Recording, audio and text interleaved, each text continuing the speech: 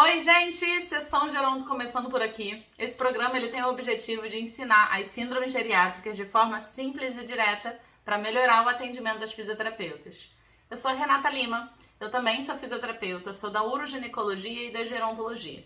E o assunto de hoje é iatrogenia. Sim, iatrogenia, que basicamente é um termo que descreve alguns erros, algumas falhas dos profissionais de saúde. Apesar de que hoje eu vou mostrar que dentro do conceito fala muito sobre a área médica, mas a gente vai ver alguns outros conceitos que falam também das intervenções da equipe, ou seja, de todos os profissionais de saúde.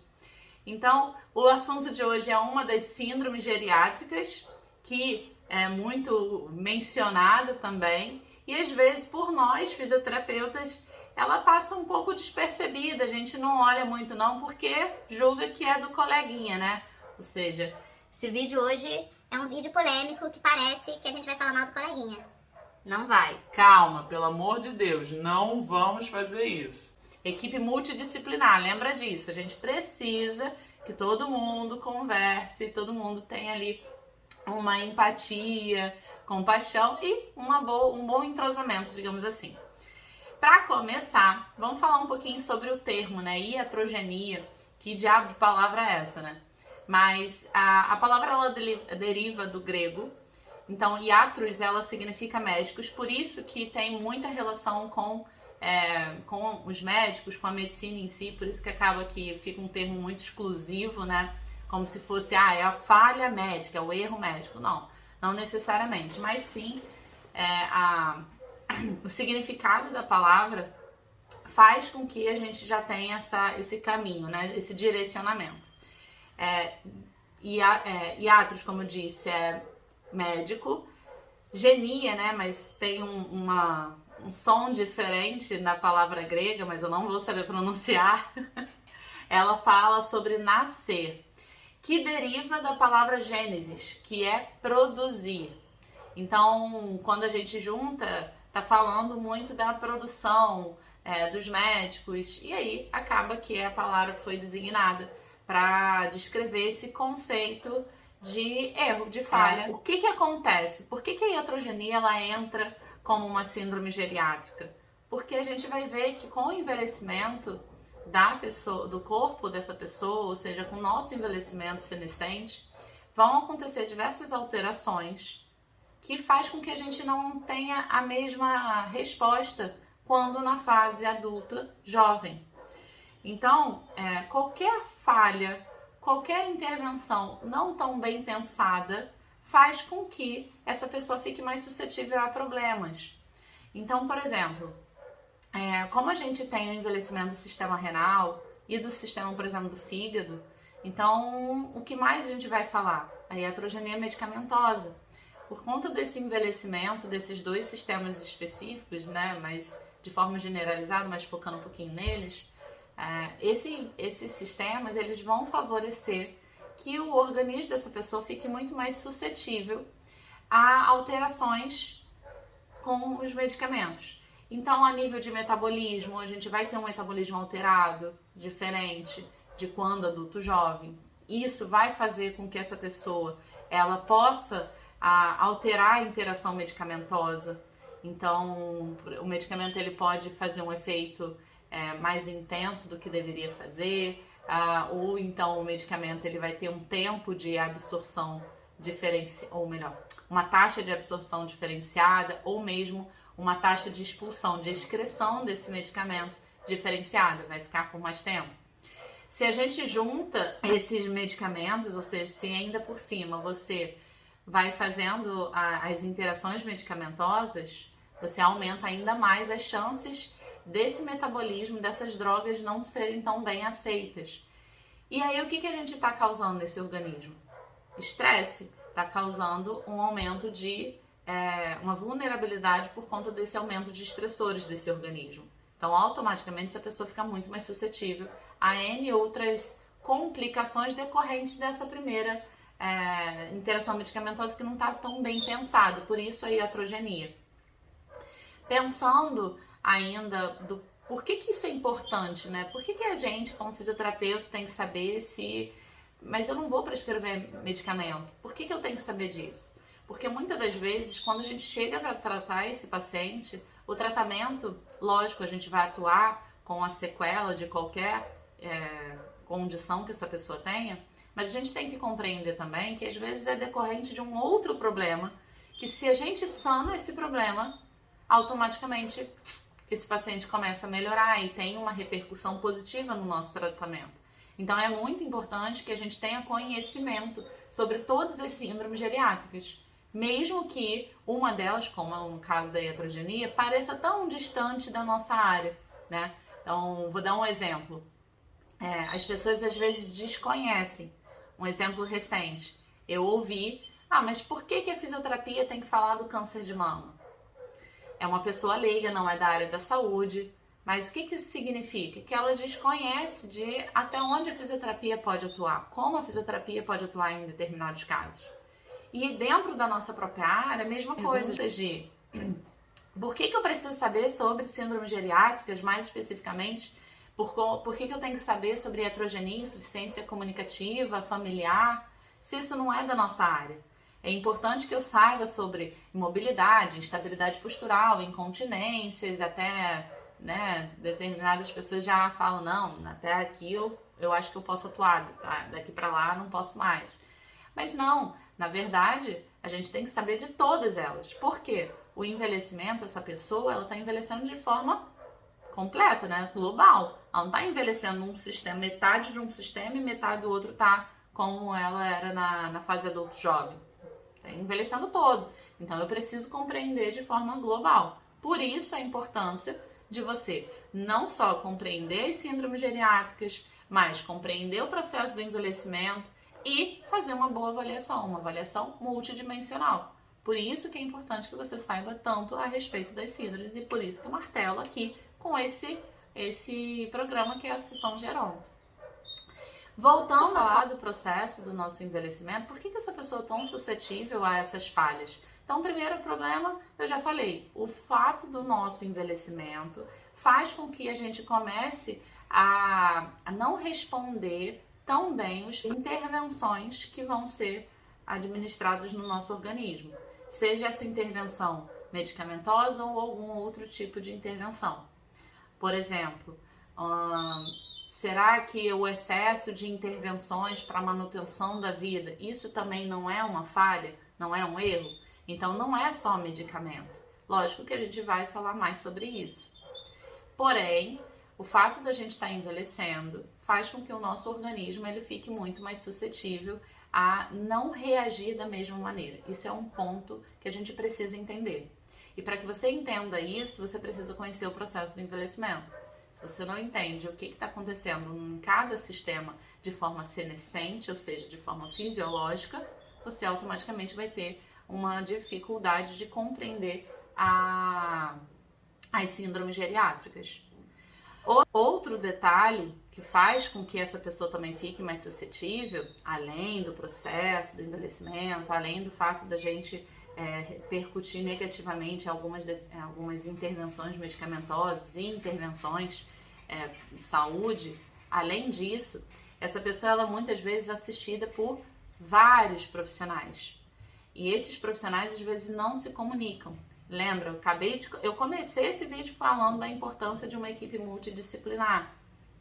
E essa equipe precisa conversar, ela precisa ser inter, ou seja, ela precisa conversar para a gente organizar a melhor intervenção para aquela pessoa. Mas muitas vezes o que acontece é que começa a fazer um passeio entre várias especialidades, várias áreas, e essas áreas não se comunicam. Existe um dado muito interessante que é, nos Estados Unidos, a média da população idosa ir a um especialista, aos médicos, é de 6 visitas por ano. E a cada visita, essa pessoa recebe uma prescrição de mais 2 medicamentos, totalizando 12 medicamentos ano, a média, tá? O que isso implica pra gente? Hoje a gente tem uma orientação da literatura que acima de 5 medicamentos, essa pessoa ela já se encontra no que a gente chama de polifarmácia.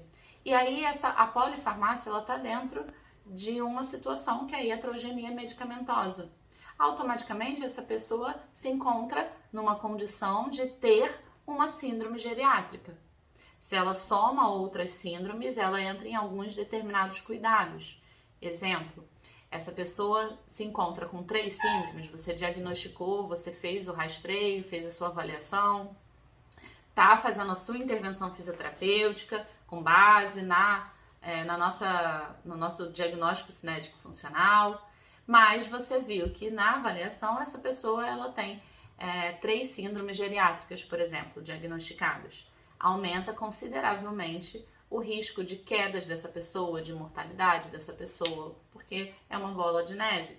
Se essa pessoa ela se encontra com 5 síndromes, por exemplo, das 7 síndromes, ela tem 5, ela já é uma pessoa que a gente levanta a suspeita para que talvez ela esteja em um processo de doença mais acelerado e talvez ela esteja caminhando para cuidados paliativos. Então, a importância da gente reconhecer e saber identificar, tá vendo? Mas voltando para aquele dado lá dos Estados Unidos. Então, repara, 12 medicamentos, a média anual, isso porque ele fez 6 visitas e cada um prescreveu 2 medicamentos. Muitas das vezes, esses medicamentos, eles poderiam ou ser substituídos, ou não ser prescritos, ou mesmo eles um vai piorar a condição do outro. Eu vou falar dessa cascata negativa já já. Mas dando continuidade ao assunto, eu tinha dito que essa pessoa é mais vulnerável, essa pessoa é mais suscetível por conta daqueles processos, né, do envelhecimento e essas várias visitas aos médicos. Mas o que isso causa para essa pessoa? O que a iatrogenia, independente do que a gente esteja, de qual tipo de iatrogenia a gente está falando, o que isso vai causar? Essa pessoa ela fica muito mais suscetível à redução da funcionalidade dela, ou seja, pode acontecer situações onde ela reduz o nível de independência, o nível de autonomia, porque pode comprometer, causar confusão mental, pode ser o precursor de outras comorbidades, pode levar a queda. Tem muito medicamento com um efeito sedativo, com um efeito de depressão do sistema nervoso central, que faz com que essa pessoa fique mais confusa, além de confusão mental, mas também fique mais instável, leva à instabilidade postural. Então, o declínio da nossa função cognitiva, somado a um declínio da nossa função de reflexo, de capacidade de reagir a uma perturbação, pode fazer com que a gente caia. Isso leva a uma condição da queda, por exemplo, que, olha lá, está associada a uma outra síndrome, que é a instabilidade postural. Então, vai criando-se uma bola de neve e, por isso, o risco é maior para essa pessoa. Então, a iatrogenia pode parecer que, para nós, fisioterapeutas, não seja uma síndrome que a gente vai intervir diretamente, só que ela gera uma cascata de acontecimentos que vai impactar na nossa rotina, na nossa conduta, no nosso tratamento, na nossa intervenção. Então é importante que a gente tenha conhecimento a respeito disso. Então o que é importante? Que a gente fique ali com a anteninha acesa, ligada, para quando provavelmente a iatrogenia está afetando a vida, qualidade de vida, enfim, do nosso paciente. Quando, por exemplo, a gente apresenta declínio funcional, confusão mental, déficit cognitivo, distúrbios de comportamento, sintomas depressivos, queixas de tonturas, alteração na marcha e do equilíbrio, como eu já tinha mencionado, quedas repetidas, incontinência urinária e fecal. Então, de forma aguda ou subaguda, esses sintomas, esses sinais surgiram com o seu paciente, já começa a levantar a suspeita de que, tem alguma coisa estranha com o nosso paciente. Então, muito provavelmente, pode estar sendo uma complicação de uma intervenção que não está sendo tão bem abordada. Outro detalhe que eu gosto de mencionar é que, infelizmente, por incrível que pareça, a gente tem poucos médicos geriatras e gerontologistas Por exemplo, aqui onde eu moro, aqui em Maceió, tem um total de 25 médicos. Então, imagina que é uma população muito maior para poucos médicos. E se eu perguntar até para você, você é fisioterapeuta, dos seus pacientes, quantos dos seus pacientes tem um médico geriatra? Ou seja, a pessoa acima de 60 anos, quantos deles estão sendo acompanhados por um médico geriatra? Um médico responsável por tratar e acompanhar e prevenir as complicações decorrentes do processo do envelhecimento. Eu digo na minha experiência, na minha prática clínica, muitos dos meus pacientes não tinham esse acompanhamento. E aí eu encaminhei para um médico geriatra. É lógico que as outras especialidades também são importantes e elas vão ser acompanhadas, ou melhor, vai ter a visita do paciente. Mas é importante ter um médico central, onde ele faça esse encaminhamento e que ele consiga fazer toda essa conexão com os demais médicos das outras especialidades, para que não aconteça uma iatrogenia, por exemplo. E outra pergunta interessante que a gente deve se fazer: quando a gente deve visitar o médico geriatra? Quando é que a gente deve ir no nosso parceiro, colega de trabalho, o médico geriatra? Só quando a gente completa 60 anos? Ou só quando a partir dos 50 anos? Ou no caso das mulheres, a partir do momento que entra na menopausa? No homem, a partir da andropausa? Qual é a idade correta da gente? Se eu te disser que, na realidade, o geriatra ele pode ser também um conceito de um médico de longevidade. Já tô rindo porque eu aposto que na sua cabeça tá dando um... Eu tenho certeza. Vamos lá, vamos ver se eu tô correta nesse meu raciocínio. A verdade, gente, é o seguinte: esse tipo de especialidade, na verdade, ela trata sobre o processo do envelhecimento. E o nosso envelhecimento, ele acontece continuamente, desde o momento que a gente nasce. É lógico que quando até aproximadamente 20, 25, para alguns sistemas um pouco mais tarde, por exemplo, para o nosso sistema respiratório, o envelhecimento ele tem um ápice de funcionamento até ali aproximadamente 25 anos. A partir dos 25, a gente já inicia um processo, às vezes, lógico, que depende de fatores extrínsecos, fatores intrínsecos, mas ele já inicia um processo de envelhecimento um pouco mais acelerado. Vai intensificar depois de determinado... Quanto mais idade avançada, mais é a intensificação desse envelhecimento. Porém, a gente já observa que a partir dos 25 anos, a gente já tem esse envelhecimento. O sistema muscular também. A gente alcança uma aptidão física elevada até ali aproximadamente entre 20 e 25 anos. A partir daí ocorre um declínio. E isso também vai ser influenciado pelos nossos hábitos de vida, histórico de saúde, genética, mas os fatores ambientais, de onde mora, o que faz, tabagista, não tabagista, pratica atividade física, tudo isso é influenciado de fato. Mas o nosso envelhecimento, esse declínio, ele pode começar já a partir depois desse ápice do corpo, né, do nosso corpo ele ser mais funcional, que está ali mais ou menos entre 20 e 25 anos. Então, teoricamente, a partir dessa idade, a gente já poderia frequentar um médico que estuda e que está mais preparado para esse acompanhamento da nossa longevidade. Então, será que você... Depois comenta aqui nesse vídeo se você sabia dessa informação e se você hoje já frequenta, já tem o seu médico gerontologista, independente da sua idade. Comenta aqui que eu quero saber, tá? Mas, continuando, eu falei que a gente tem, na verdade, vários tipos, várias situações de iatrogenia.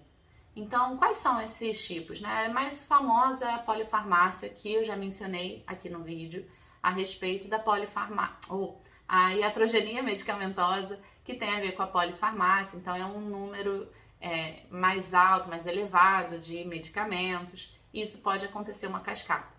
Um exemplo de cascata negativa dessa interação medicamentosa é, por exemplo, um paciente que apresenta inflamação articular, uma osteoartrite. Então, esse paciente, ele procura ali um médico da traumato ortopedia, por exemplo, e é passado um anti-inflamatório para esse paciente.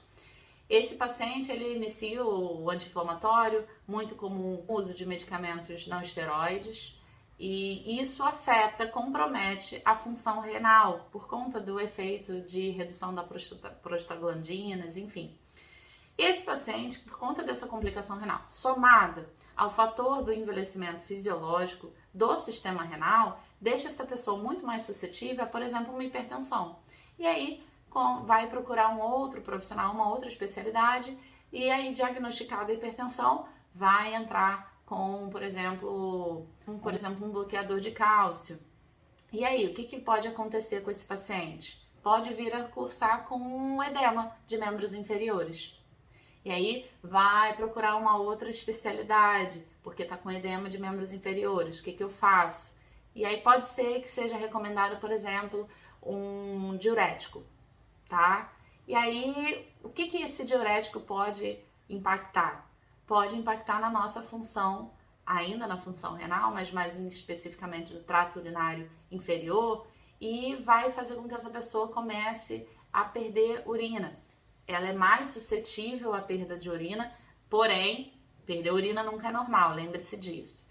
Mas, somado ao fato do envelhecimento, somado ao fato de uma possível fraqueza da musculatura do solo pélvico, somado a essa interação medicamentosa, pode fazer com que essa pessoa perca a urina. E aí ela vai procurar uma outra especialidade. Olha a cascata que está acontecendo. E lá vai diagnosticar uma perda urinária associada a uma urgência miccional. Então pode ser que passe um outro tipo de medicamento, que é um antimuscarínico, por exemplo. Um medicamento que vai atuar ali inibindo a acetilcolina para reduzir as contrações da bexiga. E aí, o que isso pode acontecer? Automaticamente vai impactar no processo cognitivo, pode gerar uma confusão mental, pode vir a evoluir para um comprometimento cognitivo leve. Então, repara que isso aqui aconteceu, ou seja, essa confusão mental, esse declínio cognitivo, está sendo decorrente de uma ação medicamentosa que foi por conta de uma incontinência, que foi por conta de uma ação medicamentosa na tentativa de tratar um edema, que por sua vez foi por uma ação medicamentosa. E quem estava lá na ponta? Uma osteoartrite, uma inflamação da articulação. Quem era esse paciente? Será que esse paciente poderia ter feito antes uma intervenção não medicamentosa? Um fortalecimento? Como poderia ter sido atuado? Entende? Então isso é uma cascata, isso é polifarmácia. Repara que um medicamento causou uma interação no organismo, também uma interação medicamentosa entre eles, que o organismo dessa pessoa está mais suscetível. Lembra que eu falei? Esse organismo ele está envelhecendo, especialmente falando do sistema renal e do sistema do fígado. A gente tem uma alteração fisiológica desses dois, do rim e do fígado, e automaticamente a metabolização, a excreção, a absorção, enfim, toda a interação do medicamento com o nosso organismo, farmacodinâmica, está alterada. Então, por conta disso, essa iatrogenia medicamentosa vai deixar essa pessoa muito mais suscetível a outras comorbidades. Mas, como eu tinha dito, essa é a mais famosa, digamos assim. Mas existe, por exemplo, também a iatrogenia de intervenção hospitalar. Como assim? Quando esse paciente, às vezes, ele vai para uma internação de forma desnecessária, não era realmente indicado para essa pessoa receber intervenção hospitalar, pode acontecer dela ser mais suscetível. Por exemplo, dentro de um ambiente hospitalar, essa pessoa é muito mais vulnerável a pneumonias. Então, automaticamente, é uma iatrogenia quando a intervenção é feita de forma inapropriada. Automaticamente, se essa pessoa entra numa intervenção hospitalar de forma inapropriada, pode vir a cursar com uma pneumonia e ela vai sofrer com os efeitos de uma imobilização, Então pode acontecer úlceras, podem acontecer a própria perda de massa muscular, que já é mais acelerada no nosso processo de envelhecimento. Imobilizado, então, nem se fala. Então, é um outro tipo, ou melhor, é uma outra situação que também tem a ver com iatrogenia, com essa falha. Iatrogenia da palavra. O que significa isso? Esse tipo de situação é quando uma pessoa tem, um profissional de saúde especialmente, dificuldade de se comunicar com seu paciente e com os familiares e não consegue passar uma notícia, por exemplo. E aí um exemplo desse tipo de situação é o que eu tenho na minha família. Na minha família, uma tia-avó, ela teve um quadro de AVE antigo, deu tudo certo, enfim, fez todo o tratamento, já estava relativamente funcional dentro das limitações que ela tinha, mas ela era funcional, ficou com sequela, mas, como eu disse, funcional. Bom, visitando os profissionais, fazendo a rotina de, enfim, intervenção médica, de diagnóstico, de saúde, né? Normal. Recebeu uma notícia na hora, impactante, né? O médico simplesmente passou para ela que, olha, você tá com câncer. Ela teve um susto tão grande, isso gerou um pico hipertensivo e, infelizmente, ela veio a ter um outro AVC, um outro AVE. Lógico que a gente tem que considerar que ela tinha histórico genético para isso, ela tinha vulnerabilidade, ela já tinha risco aumentado de quadros de isquemia por conta do primeiro, enfim, ela tinha todo o histórico. Mas aquela notícia causou um estresse muito grande e fez com que ela passasse mal. Automaticamente, infelizmente, ela veio a ter um novo AVE, só que dessa vez comprometeu o outro lado, que era o lado que ela tinha o domínio, que ainda estava normal. Dessa vez, ela perdeu completamente a funcionalidade, ficou uma paciente imobilizada, acamada e acelerou todo o processo de morte. Então, repara que, e detalhe, não tinha câncer, foi uma falha no exame. Então, o que acontece? A iatrogenia da palavra é quando você não sabe portar uma notícia para esse paciente. Porque até para que a gente passe uma notícia, precisa ter técnica na fala, você tem... Eu falo técnica porque, de fato, precisa de técnica. Eu aposto que você pensou que não. Precisa de empatia, precisa de calma, precisa de gentileza. Sim, precisa de tudo isso. Mas precisa de técnica também, de como você vai abordar essa pessoa para dar uma má notícia. Outras situações são, por exemplo, a iatrogenia do silêncio e o subdiagnóstico, que eu vou juntar. Quando a gente está falando da iatrogenia do silêncio, quer dizer... quando o profissional ele tem uma dificuldade de ouvir tanto o paciente quanto os familiares. Isso é muito comum. É quando a gente repara aquele profissional que está de saco cheio. A palavra é essa, de saco cheio. E não sabe mais ouvir as queixas. E aí a gente entra numa outra situação que, por mais que o autor tenha separado, ainda assim é muito próximo. É o subdiagnóstico, que é quando a gente refere que qualquer acontecimento, queixa, relato desse paciente é decorrente da idade. Exemplo, tô perdendo urina. Mas isso é normal da idade. E muitas vezes os profissionais de saúde, não tô falando exclusivamente da área médica, pelo amor de Deus, falando de todos os profissionais de saúde, porque eu já vi muito fisioterapeuta com essa fala. Ver uma situação e falar, mas isso é da idade. Então, a gente tem que tomar um certo cuidado, porque quando a gente faz um subdiagnóstico, dentro da fisioterapia mesmo, acreditar que essa pessoa ela não vai ter condição, não vai ser funcional, porque aquilo dali já é da idade, muitas das vezes está te prejudicando e prejudicando ainda mais o paciente. Quando você faz uma avaliação mais elaborada, uma avaliação completa, multidimensional, você consegue ter noção de diversos domínios e aspectos da saúde dessa pessoa. Automaticamente isso vai valorizar o teu trabalho e também valorizar a forma como você vai enxergar a saúde dessa pessoa e orientar ela da melhor forma. Então isso evita, uma boa avaliação evita, por exemplo, falhas, erros e heterogeneia. Então por isso que eu juntei esses dois, a dificuldade em ouvir, uma falha que eu vejo muito grande. Quando você está fazendo a sua avaliação, não direciona a fala para o paciente, direciona para um cuidador, para o familiar. A avaliação é com quem? É com o paciente. Então sempre olhe. Ah, mas Renata, não consegue se comunicar. Infelizmente eu tenho que... Ok, então pergunte para o paciente, olhe sempre para essa pessoa, independente de você achar que não está tendo comunicação ou não, tá? Olha, fala e depois se dirige ao cuidador, ao familiar. Às vezes a gente está numa situação de estar numa avaliação e você está com seu paciente que muitas das vezes não tem alteração cognitiva, não tem alteração de comunicação, nenhuma alteração de fala, enfim, motricidade, oral, nada que possa impactar essa pessoa de se comunicar com você, e o familiar está respondendo o tempo todo. Então, nessa hora, de forma muito educada, muito gentil, agradeço, mas eu gostaria de ouvir do senhor, da senhora, então direciona. Isso é saber ouvir.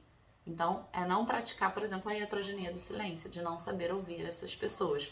Lógico, familiar também. Continuando para as situações, outra situação que o autor relata é a cascata propedêutica. O que significa isso, né? A solicitação excessiva de exames. Isso, de fato, não acontece muito na fisioterapia, apesar da gente poder prescrever exames de imagens, por exemplo. Porém, o plano de saúde não aceita. A gente precisa mudar, Crefito, por favor, ajuda aí. Mas, contudo, gente, existe uma fala muito famosa, né, que é clínica soberana. Os exames de imagem, o nome já diz, são complementares. Vai ter a sua importância, vai ter a sua devida... A gente tem que dar a devida atenção. Mas, muitas das vezes, está sendo solicitado exames de imagem que não são necessários. Um exemplo, recente não, mas já tem um tempo, uma paciente que teve uma fratura de calcâneo muito antiga, e foi para um outro profissional, estava em atendimento comigo, mas também foi para um outro profissional que era importante, que eu indiquei também. E aí, chegando lá, esse profissional da minha confiança, ainda assim, quando ela se queixou dessa região, apalpando, solicitou, não fez a prescrição, mas pediu para que fosse no médico pedir um raio-x.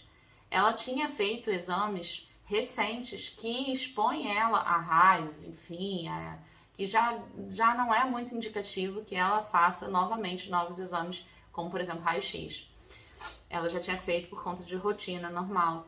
Então, para que expor ela mais uma vez, sendo que o raio-x especificamente no caso dela, não ia dar a informação que a gente precisava ali naquele momento. Aliás, até estava uma situação controlada.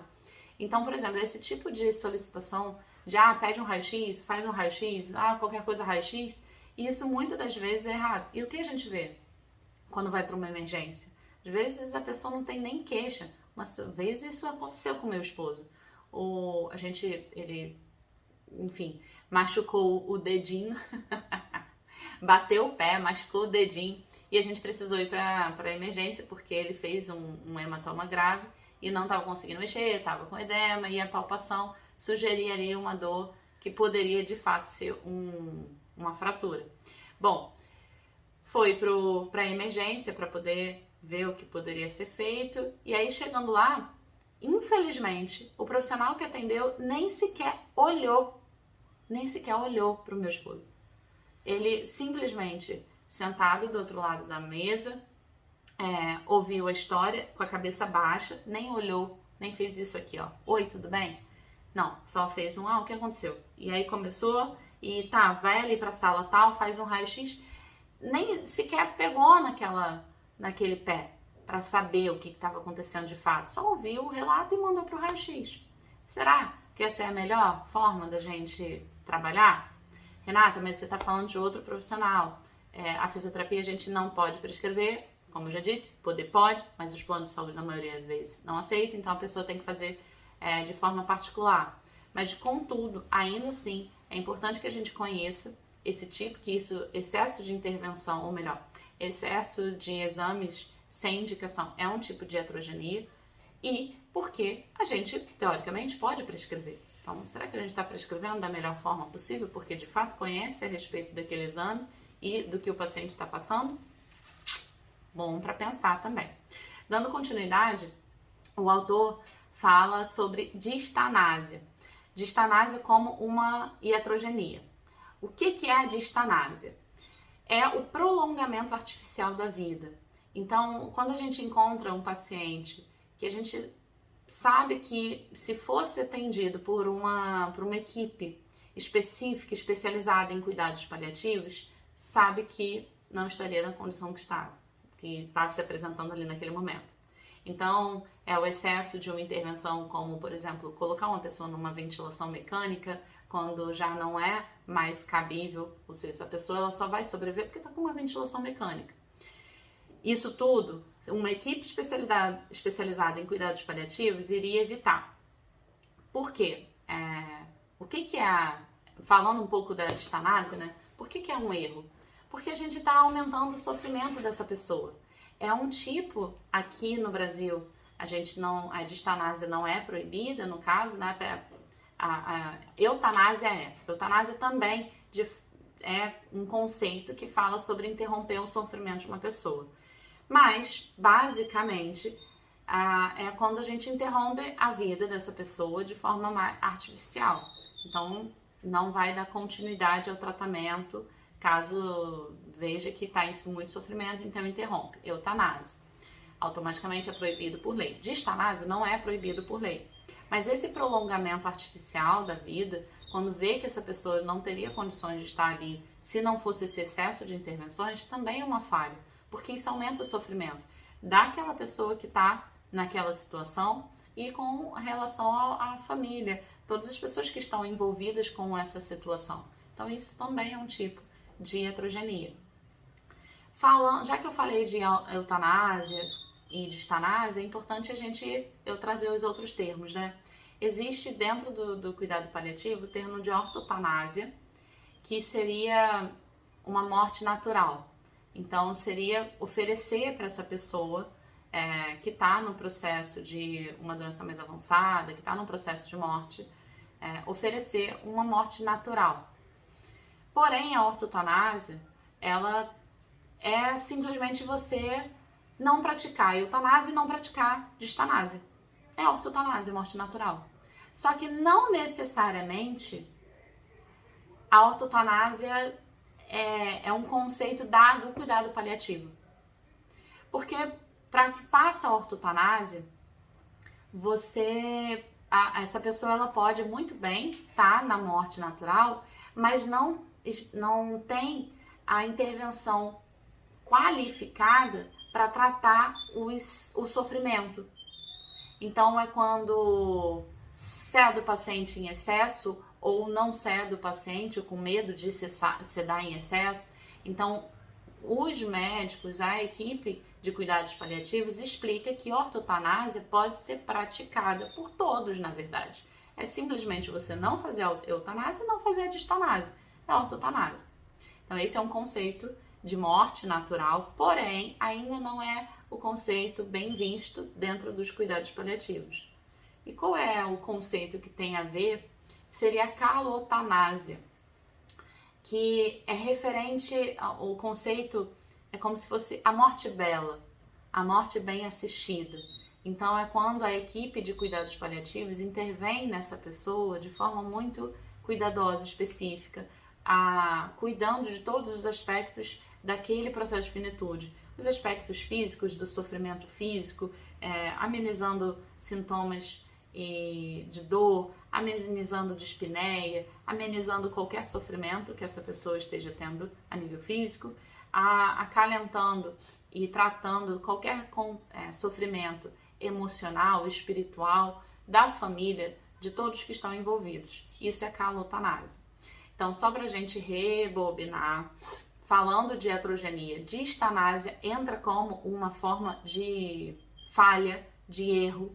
É quando a equipe não aborda da forma mais digna a morte dessa pessoa, prolongando excessivamente, fazendo com que esse sofrimento perdure. E muitas das vezes isso acontece também pelos familiares, pela necessidade desses familiares de não compreender a partida, a morte do seu ente querido. Eu já, infelizmente, já tive contato com esse tipo de situação, Então, chegar na casa de um paciente que era óbvio que esse paciente já não estaria entre nós caso estivesse sendo assistido por uma equipe específica de cuidados paliativos, sendo praticado a calotanásia. Se tivesse esse tipo de assistência, essa pessoa já não estaria. Mas estava ali na minha frente, em sofrimento total, fazendo ali a distanásia, que na época eu nem conhecia o termo, mas tendo a distanásia ali como base. E não porque os profissionais estavam, mas, bom, provavelmente falhou ali na conversa com os familiares. Mas era nítido que os familiares queriam ela ali, queriam que essa pessoa estivesse continuamente ali em sofrimento, não por maldade, e sim por dificuldade de dizer tchau, dificuldade de deixar ir. Então, não necessariamente é uma iatrogenia os profissionais de saúde que estão errados e ponto final. Não necessariamente isso. A gente também tem a falha de comunicação com a família, tá? Então, não há distanásia, nem sempre ela está sendo provocada porque a pessoa quer que prolongue. Porque o hospital vai ganhar mais se a pessoa ficar lá diariamente, usando os serviços, enfim. Não exatamente só isso, mas também acontece por uma falha de comunicação com os familiares, de acalentar o sofrimento deles, a dor deles, de mostrar que às vezes isso não é o melhor, que isso não é o melhor para essa pessoa, tá? Então isso também não é exatamente por conta de uma maldade, digamos assim, essa iatrogenia, também é por conta de uma iatrogenia na falha de comunicação. Dando continuidade, só por fim, para falar de prescrição de intervenções sem comprovação científica, iatrogenia. E a gente viu isso na pandemia, né? Não vou nem falar mais nada, a gente já entende o recado. E por último, a iatrogenia de excesso de intervenções reabilitadoras. É verdade. No caso desse texto, esse autor ele menciona que um tipo de situação de iatrogenia é o excesso de técnicas de intervenção reabilitadora causada pela equipe multidisciplinar. Então é quando a gente vê um paciente que mas deixa eu explicar, não é o fato de que ter a equipe é uma iatrogenia, é o fato da equipe não se comunicar.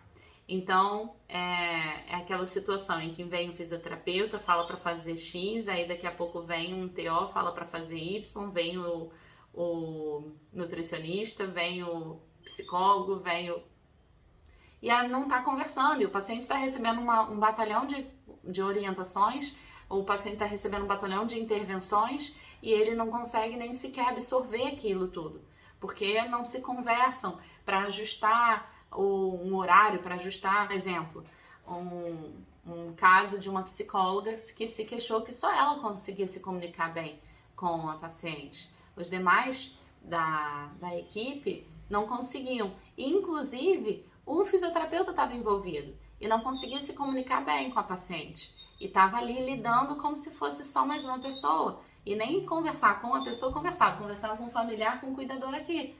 Então, isso é uma falha de intervenção, de excesso de intervenção. Essa equipe precisa conversar para que esse paciente não fique se sentindo abarrotado de intervenção sem sequer compreender a importância daquilo. Bom, hoje o tema foi um pouco mais extenso. Viu como é que a iatrogenia rende o assunto? E olha que tem gente que acha que a iatrogenia não tem nada a ver com fisioterapia. Bom, é lógico que a gente não vai fazer desprescrição de medicamento, é lógico que a gente também não vai prescrever medicamento, é lógico que a gente não vai solicitar exame de imagem de forma excessiva, eu sei de tudo isso. Mas se a gente não conhece esse tipo de síndrome, ou melhor, essa síndrome geriátrica, isso faz com que a gente fique despreparado para o atendimento. E automaticamente a gente não vai ofertar um serviço de qualidade, não vai ter valorização do nosso atendimento, automaticamente isso vai repercutir no preço da nossa consulta, enfim. Então é importante que a gente saiba o que fazer com esse paciente, ou seja, dominar o tratamento, dominar a avaliação, para que a gente possa trazer mais, agregar valor à nossa consulta, à nossa avaliação, e assim a gente possa aumentar também o nosso valor, né? E esse valor não só o valor monetário, mas o valor também da qualidade do nosso atendimento. Gente, vou ficando por aqui. Comenta aqui quem é que vai no médico, que eu quero saber, eu não esqueci disso.